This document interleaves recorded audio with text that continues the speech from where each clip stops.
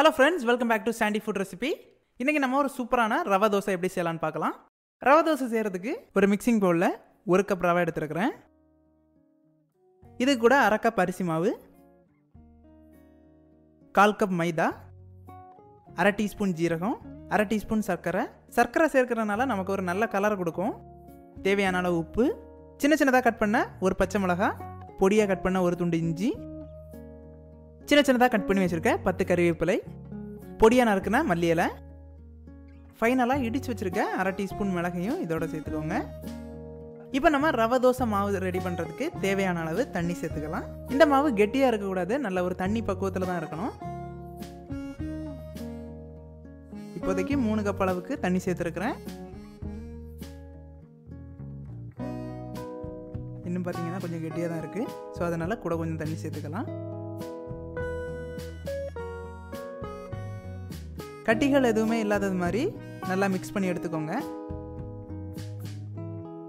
இந்த மாதிரி பக்குவத்தில் நம்ம மாவு ரெடி பண்ணி எடுத்துக்கணும். இதை 15 நிமிஷம் மட்டும் நம்ம தனியாக வச்சிடலாம். அப்போ நம்ம ரவை எல்லாம் நல்லா ஊறி கிடைக்கும். ரவை எல்லாம் ஊறின பிறகு நம்ம மாவு இன்னும் கெட்டியாகும். தேவைப்பட்டால் நம்ம திரும்பியும் தண்ணியை ஆட் பண்ணிக்கலாம். 15 நிமிஷம் கழிச்சு பாருங்க.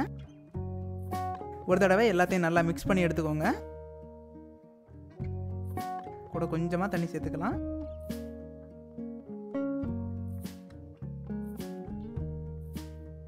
இது சரியா இருக்கும். ஸோ இப்போ தோசை ரெடி பண்ணுறதுக்கு கல் நல்லா சூடாக இருக்குது.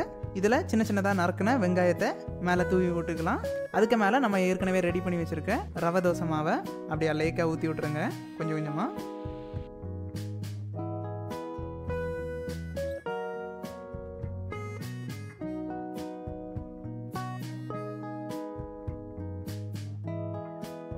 தேவைப்பட்ட மேலே கொஞ்சம் எண்ணெய் சேர்த்துக்கலாம்.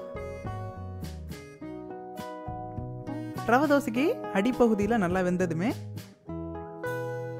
மேலே உள்ள எக்ஸஸான ரவை எல்லாத்தையுமே இதே மாதிரி ஷேப் பண்ணி விட்டுக்கோங்க.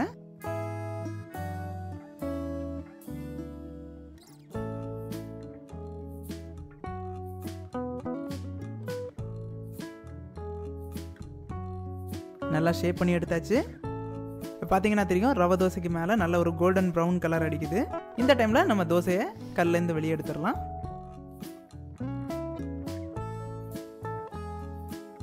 அவ்வளோதான், நம்ம சூப்பரான ரவை தோசை ரெடி பண்ணியாச்சு.